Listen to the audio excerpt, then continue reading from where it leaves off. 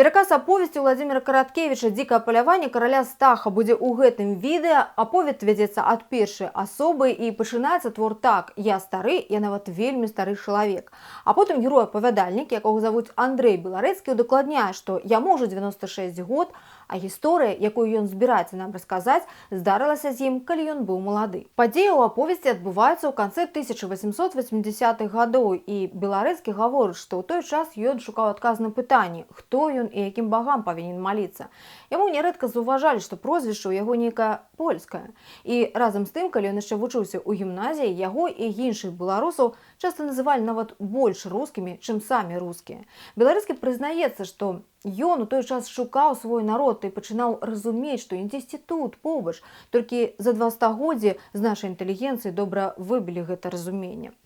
У выніку Андрэй Беларэцкі скончыў універсітэт і стаў вучоным-фалькларыстам. Пачаў ездзіць па краіне ў пошуках сапраўдных нацыянальных скарбаў. Асабліва яго цікавілі старыя мясцовыя легенды. За 2 гады ён аб'ездзіў усю мінскую, магілёўскую, віцебскую частку Віленскай губерніі.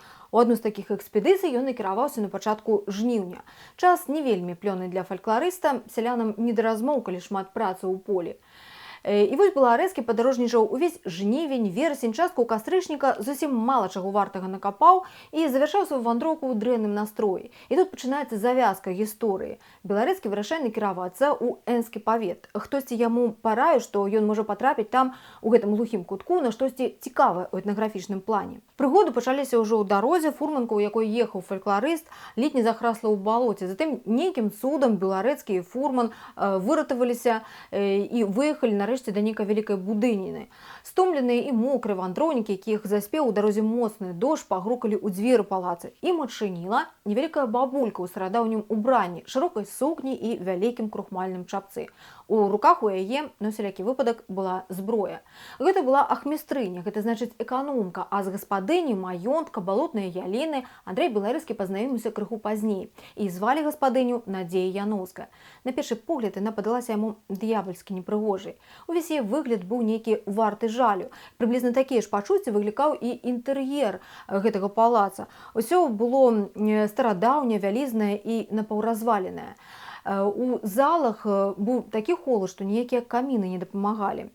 Адным словам, Беларэцкаму падалося, што жыць тут, напэўна, няўтульна.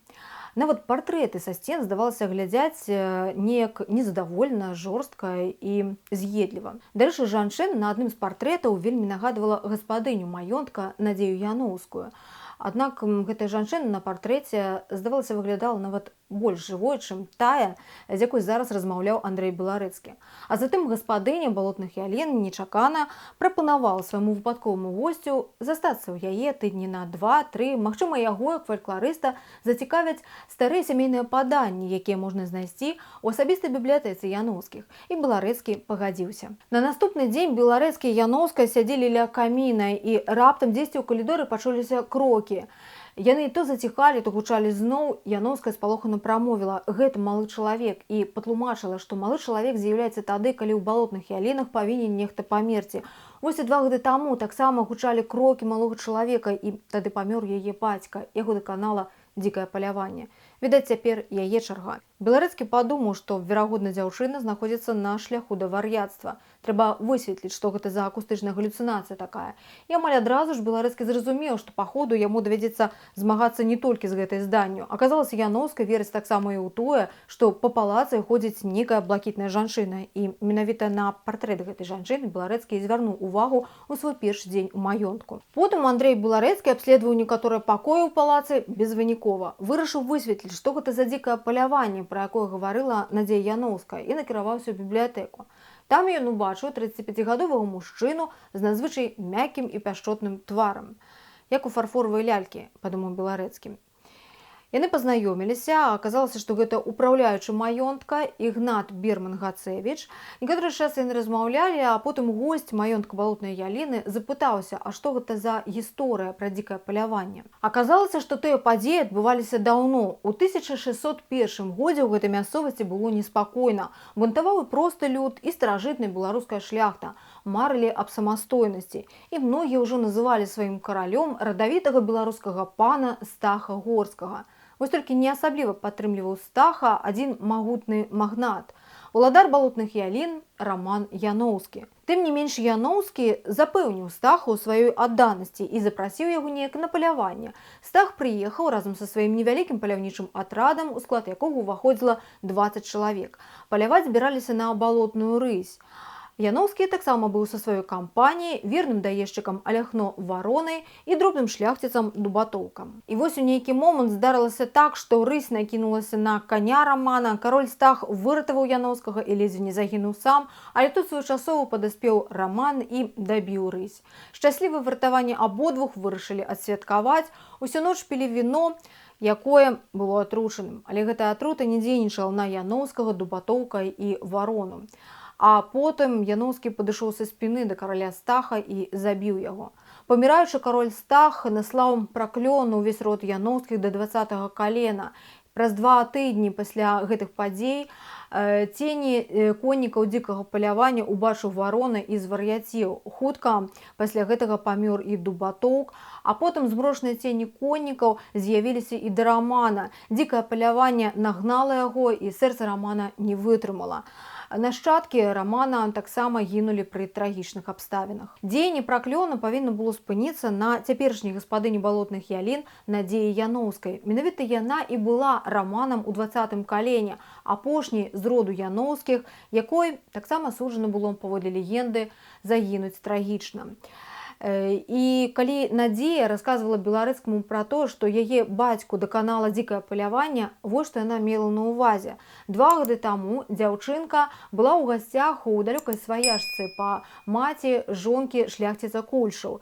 І Надзея затрымалася ў Кульшаў дапазна, Раман занепакоіўся і вырашыў паехаць з дачкой, а потым Надзея вярнулася дадому разам з вартаўніком Кульшаў Рыгорам, а Раман знік. Паехалі яго шукаць і знайшлі мёртвым у дрыгве. Адной рукой ён моцна трымаўся за карнявішча спарахнелага дрэва, а на твары яго застыг выраз жаху. Лекар сказаў, што сэрца ў Рамана не вытрымала. Каня Рамана знайшлі яшчэ жывога з паламанай нагой, а па слядах самога Рамана высветлілі, што яго быццам бы хтосьці загнаў у волатаву прорву. Відавочна, што Раман убачыў штосьці жахлівае, пачаў адступаць назад і так трапіў у дрыгву. А потым у маёнтку балотнай яліны быў баль. Святкавалі паўналецце Надзеі Яноўскай. Гасцей было чалавек 40, і ўсе яны былі нейкія дзіўныя. Выглядалі альбо як вар'яты, альбо як выхадцы з магілы. Яны падыходзілі да Надзеі Яноўскай, цалавалі ёй руку і адыходзілі. А затым у залу ўвайшоў чалавек-волат у старажытнай беларускай вопратцы, як з музея. Яго маленькія шэрыя вочкі смяяліся, а сівыя вусы звісалі да сярэдзіны грудзей. Правінцыяльны мядзведзь, весялун і п'яніца ахарактарызаваў яго ў сваіх думках Беларэцкі і уздыхнуў з палёгкай, што на гэтым дзіўным свяце нарэшце з'явіўся чалавек старога добрага веку, не вырадак і не вар'ят. Да таго ж ён так прыгожа размаўляў па-беларуску, як якая-небудзь вясковая бабуля-свацця.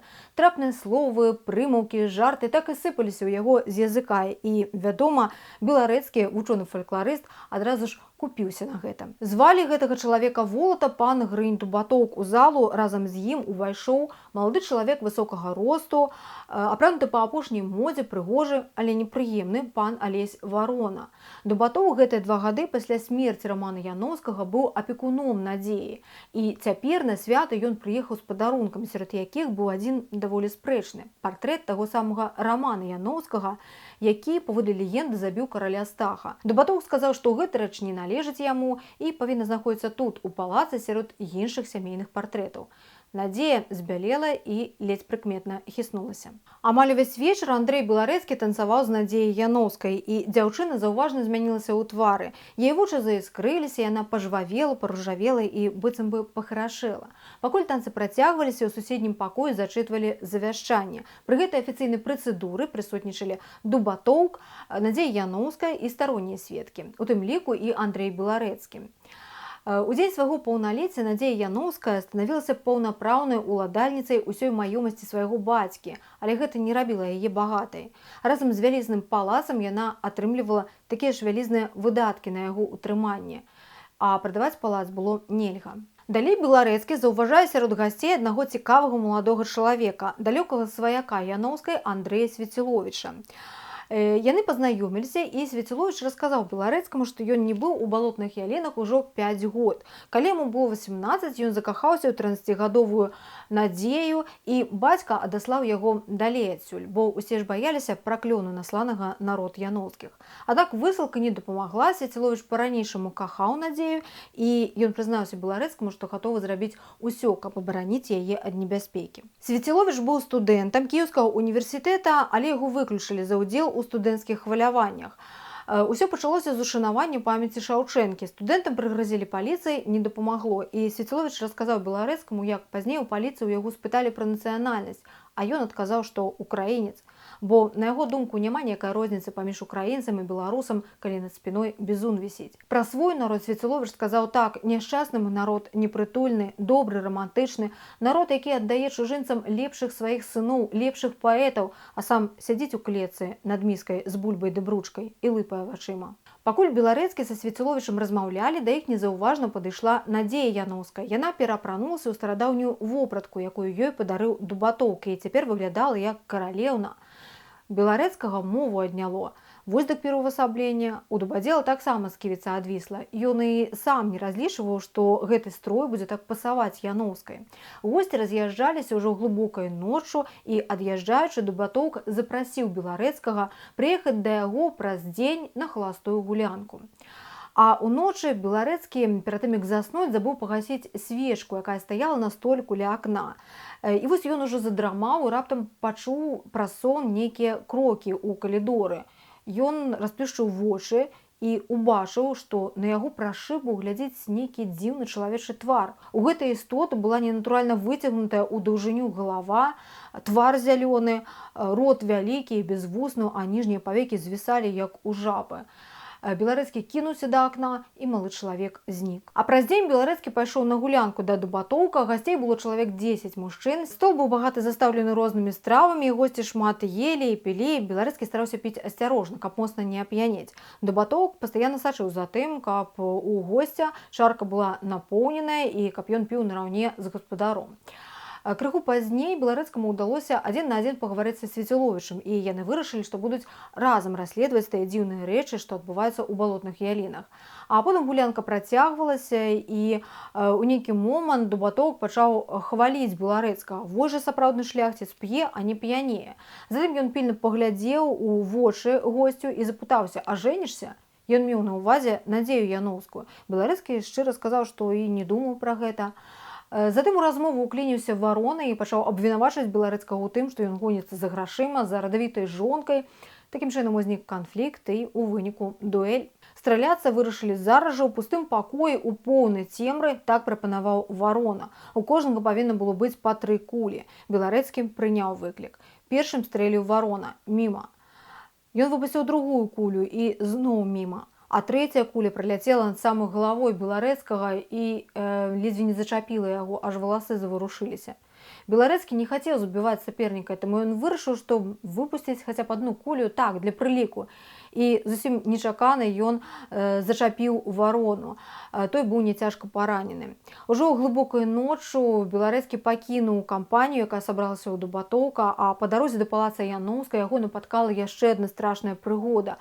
Ён на ўласныя вочы ўпершыню ўбачыў дзікае паляванне караля Стаха. Калі ён увесь падзёрты, пашарпаны, з крывёй на руках дабраўся да палаца Яноўскай, Надзея сустрэла яго з бледным тварам і запыталася: ну цяпер вы верыце? І Беларэцкі змрочна адказаў: зараз веру. А ранкам наступнага дня Беларэцкі і Яноўская хадзілі разам да вёскі, дзе ён запісваў старыя легенды. І пакуль яны ішлі, Беларэцкі пастараўся пераканаць Яноўскую, што не трэба так баяцца гэтага дзікага палявання. Вось яму ўчора ўдалося заблытаць сляды і уцячы ад гэтых змрочных коннікаў, хаця у самога ў галаве ў той жа час круцілася: але што гэта такое было?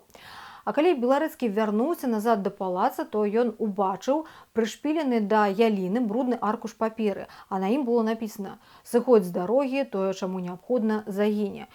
Ну, не духі ж гэта напісалі насамрэч, падумаў Беларэцкі і канчаткова пераканаўся ў зямным паходжанні гэтай чартаўшчыны. А вось што здарылася ўначы. Беларэцкі зноў прачнуўся ад таго, што пачуў нейкія крокі, ён накінуў халат і выйшаў у калідор, убачыў, што там некуды ідзе ахмістрыня са свечкай. Ён накіраваўся за ёй. Убачыў, што ахмістрыня ўвайшла ў нейкі пакой, а потым знікла.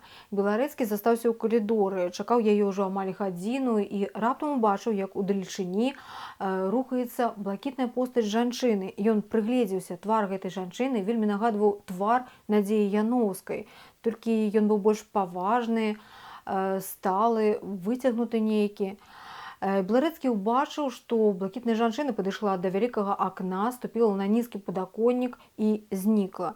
І тут зноў з'явілася ахмістрыня, яна трымала ў руцэ нейкую паперку, прайшла міма Беларэцкага, не заўважыўшы, сышла па сходах уніз, і Беларэцкі вярнуўся ў свой пакой, потым яшчэ доўга не мог заснуць, абдумваючы, што гэта такое ён убачыў. А на наступны дзень Надзея Яноўская сказала свайму госцю, што яму лепш пакінуць маёнтак, таму што тут у свае правы уступае смерць, заставацца тут небяспечна. Беларэцкі заўважыў, што нікуды ён не паедзе, пакуль на мясцовых жыхароў наводзіць жах змрошныя коннікі дзікага палявання. Пад вечар прыйшоў Свеціловіч, і яны з Беларэцкім сядзелі ля каміна і разважалі, хто можа быць замешаны ў гісторыі з дзікім паляваннем.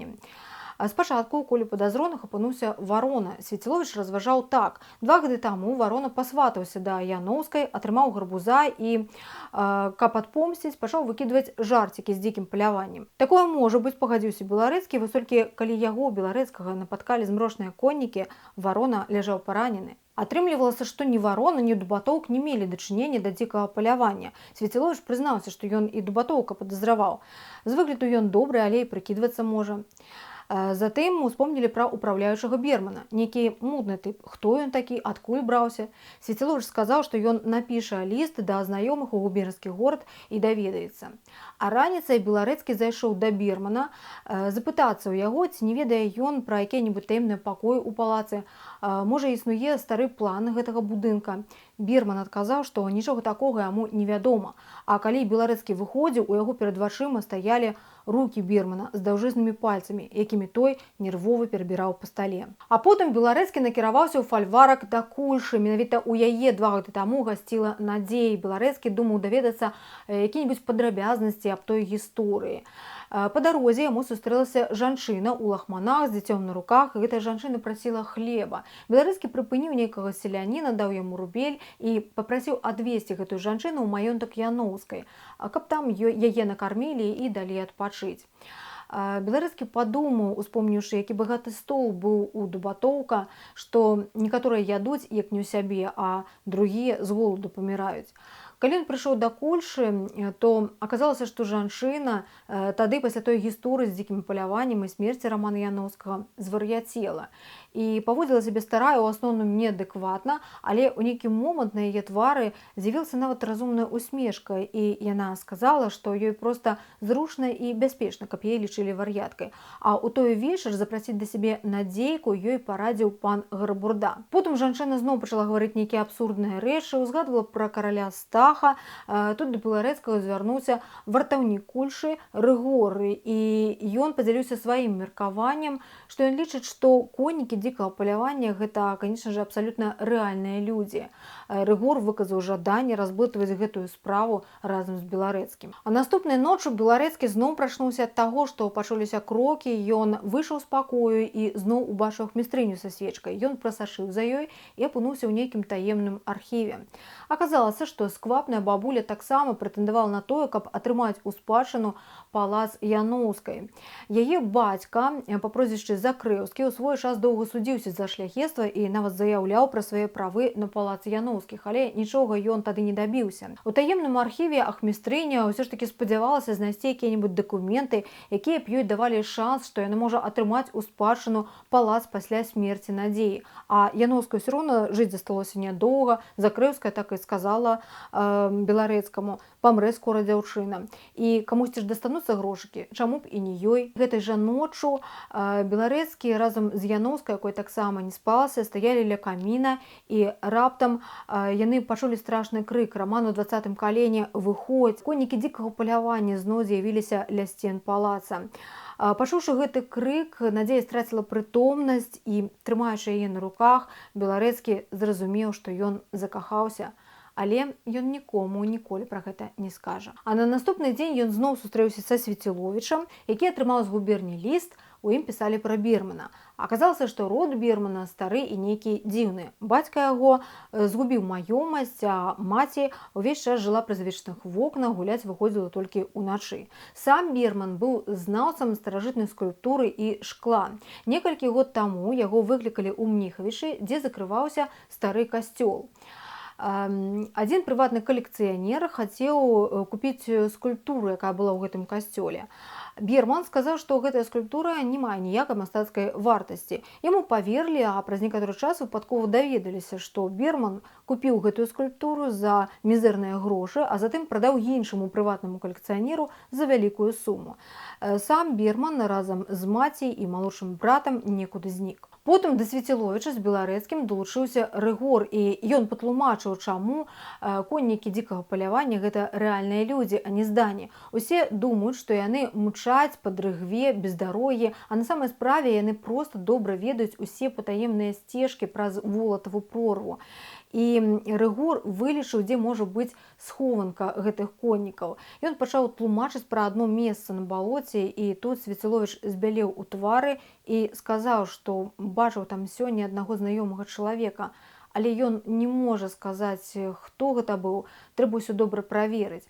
Свяціловіч паабяцаў Беларэцкаму і Рыгору, што заўтра ён абавязкова раскажа пра свае здагадкі. А вечарам Беларэцкі ляжаў у засадзе, пачуўся паляўнічы рог, і раптам з'явіліся туманныя постаці коннікаў дзікага палявання. Але іх было менш, чым звычайна. Беларэцкі дастаў з кішэні рэвальвер і стрэліў, і тут ён адчуў, што на яго хтосьці наваліўся і ўсім сваім цяжарам прыціснуў да зямлі. Праціўнік быў яўна мацнейшы, але незважаючы на гэта, Беларэцкі змог ужыць увесь свой спрыт і адбіцца. І ён нанёс сакрушальны удар праціўніку за яго каленам у прычыннае месца. Аказалася, што змагаўся Беларэцкі з дубатоўкам, які нібыта таксама высочваў коннікаў дзікага палявання. Пасля Беларэцкі успомніў пра Свяціловіча, і тут ён занепакоіўся, падумаў, а што калі коннікі дзікага палявання сёння з'явіліся не ў поўным складзе, таму што астатнія атрымалі загад разабрацца са Свяціловічам, і Беларэцкі пабег. Свяціловіча дома, канечне, не аказалася. Беларэцкі знайшоў напаўспалены ліст і звярнуў увагу на подпіс «Твой добразычлівы лікол». Гэты лікол назначыў сустрэчу Свяціловічу на нейкай раўніне, там, дзе растуць 3 вялізныя хвоі. Беларэцкі даведаўся, што гэта месца дзесьці ля Волатавай прорвы. І Беларэцкі зноў пабег, але ён спазніўся. Свяціловіча забілі літаральна на вачах у Беларэцкага коннікі дзікага палявання. На наступны дзень з'явіўся станавы прыстаў, і ён сказаў, што на месцы забойства нічога знайсці не атрымалася, усё змыла дажджом, а таму расследаванне будзе закрыта і нічога зрабіць тут нельга. Калі Беларэцкі пацікавіўся, як так, яму патлумачылі, што край той глухі, людзі жывуць па сваіх законах, час ад часу здараюцца падобныя выпадкі. І наогул яго, Беларэцкага, прадстаўнікі закона таксама могуць прыцягнуць да адказнасці, бо ён жа выкарыстоўваў зброю супраць гэтых паляўнічых. Ды і з-за каго Беларэцкі заступаецца? Свяціловіч жа быў крамольнікам. А што ў нас ёсць законы, па якіх лібералы аб'яўляюцца па-за законам, удакладніў Беларэцкі. І дадаў, добра, калі следчы не хоча брацца за справу аб забойстве шляхціца Свяціловіча, то можа ён возьмецца за справу аб замахе на жыццё і розум Надзеі Яноўскай. Тады станавы прыстаў неяк брудна пажартаваў наконт Яноўскай, і Беларэцкі не вытрымаў, заехаў яму па твары. Тым часам Рыгор правёў сваё следства, і ён высветліў, што на месцы забойства Свяціловіча чакаў худы высокі чалавек, які скурыў папяроску. Таксама Рыгор знайшоў кулю, якая забіла Андрэя Свяціловіча. А яшчэ на месцы злачынства быў знойдзены кавалак паперы з часопіса, і Беларэцкі нават здагадаўся, з якога. А затым ён даведаўся, што ў бібліятэцы Яноўскай не хапае некалькіх старонак у гэтым часопісе. І атрымлівалася, што натхнитель дзікага палявання дзесьці тут, у палацы, няўжо гэта Берман? За тое, што Беларэцкі пабіў станавога прыстава, яго выклікалі ў суд. Пры размове з суддзёй і пракурорам ён выбраў тактыку актыўнага наступлення і пагроз. Ён пачаў даводзіць, што ў іх у акрузе забіваюць мірных жыхароў, невядомыя злачынцы, яны сядзяць тут, склаўшы рукі. Ён, Беларэцкі, можа і ў губернію звярнуцца. У яго і ліст ёсць ад губернатара, у якім рэкамендуецца аказваць усялякую падтрымку маладому вучонаму. Пагроза падзейнічала. Беларэцкі бачыў, што суддзя баіцца, але разам з тым яго разбірае злосць. Беларэцкі падумаў, што, верагодна, суддзя мае нейкія сувязі з гэтымі бандытамі з дзікага палявання. І ён даведаўся, што і сапраўды суддзя атрымаў ад некага грошы за тое, каб ён выслаў Беларэцкага з гэтай мясцовасці. Грошы былі дасланы з лістом, а хто даслаў, невядома. А затым Рыгор перадаў Беларэцкаму ліст, які ляжаў у Свеціловіча, пісаў знаўца мясцовай генеалогіі з губерніі, адказваў на запыт Свеціловіча наконт Бермана. З ліста вынікала, што адзін з продкаў Бермана быў зводным братам аднаго з прадстаўнікоў роду Яноўскіх. Тэарэтычна Ігнат Берман-Гацевіч мог прэтэндаваць на ролю спадчынніка Надзеі Яноўскай. Затым Беларэцкаму чамусьці ўспомніліся рукі Бермана, і тут ён зразумеў, што такую ж руку з доўгімі пальцамі ён бачыў тады ў акне, і гэта была рука малога чалавека. Тым часам Берман перахапіў ліст да Беларэцкага ад нейкага незнаёмага. У лісце пісалася, што незнаёмы мае нейкія цікавыя звесткі пра дзікае паляванне, і даваўся намёк, што небяспека крыецца ва ўласным палацы пані Яноўскай. А яшчэ ўзгадвалася пра малога чалавека, і гэты незнаёмы абяцаў усё расказаць пры асабістай сустрэчы. Месца сустрэчы там, дзе загінуў Раман. І Берман, прачытаўшы гэты ліст, пайшоў на сустрэчу замест Беларэцкага. І куля, якая была прызначана для фалькларыста, трапіла ў Бермана. Беларэцкі ўбачыў, як да забітага падышлі дзве постаці, а потым учуў, трошкі памыліліся, гэта не той, Лікол з нас галаву здыме. І пазней Беларэцкі запытаўся ў Яноўскай, хто такі Лікол, і Надзея адказала, што гэта пан Рыгор Дубатоўк. Так яны са Свеціловічам называлі яго, калі былі маленькімі. Капаючыся ў паперах Бермана, Беларэцкі адшукаў прыхаваны план палаца Яноўскіх, і пры дапамозе гэтага плана ён знайшоў таемнае месца, дзе хаваўся малы чалавек. Аказалася, што гэта і ёсць нелюдзімы брат Бермана, і гэты брат аказаўся ідыётам. Пры дапамозе брата Берман хацеў канчаткова запужаць Надзею. Пазней Беларэцкі паведаміў Яноўскай, што на адну з дань у палацы стала менш, хутка разбяруцца і за астатнімі. Брата Бермана было вырашана адправіць у павятовую бальніцу для вар'ятаў. Рыгор сабраў мужыкоў. Уначы было вырашана зрабіць засаду, у якой прыняў удзел таксама і Беларэцкі. Надышоў час ужо разграміць гэтых бандытаў дзікага палявання. Зразумела, што гэта не здание, а таму будзе дадзены сапраўдны бой. У выніку банду ўдалося перамагчы. Варона, які гэтым разам быў у вобліку караля Стаха, адбіваўся да апошняга. Яго застрэліў Беларэцкі. Сярод мужыкоў таксама было шмат страт, а потым прывялі аднаго з удзельнікаў дзікага палявання, шляхціца Марка Стахевіча. І вось што ён расказаў пра страшны план Дубатоўка. Аматар старажытнасці Дубатоўк марыў завалодаць палацам Яноўскіх. Палац павінен быў перайсці ў спадчыну да Гарбурды. Але Гарбурда вельмі запазычыўся Дубатоўку, і фактычна ён залажыў ужо тое, чаго яшчэ і не атрымаў у спадчыну. Такім чынам заставалася толькі звесці са свету ўсіх Яноўскіх. І яшчэ 3 гады таму Дубатоўк успомніў старую легенду пра дзікае паляванне караля Стаха і задумаўся, як зрабіць казку рэальнай, каб яна наводзіла жах на ўсю акругу. І тады мужыкі сябе спакайней паводзіць будуць, жах спаралізуе іх волю. Дубатоўк скупіў усіх коней рэдкай пароды палескіх дрыгантаў у аднаго збяднелага пана, а потым ён пабудаваў сховішча і стайню ля Яноўскай пушчы. І такім чынам ён пачаў увасабляць свой план. І вось ужо Раман стаў ахвярай жахлівых коннікаў дзікага палявання. Цяпер заставалася толькі Надзея. На яе паўналецце Дубатоўк нездарма падарыў партрэт віноўніка сямейнага праклёну. Яноўская павінна была стаць вар'яткай ужо праз тыдзень.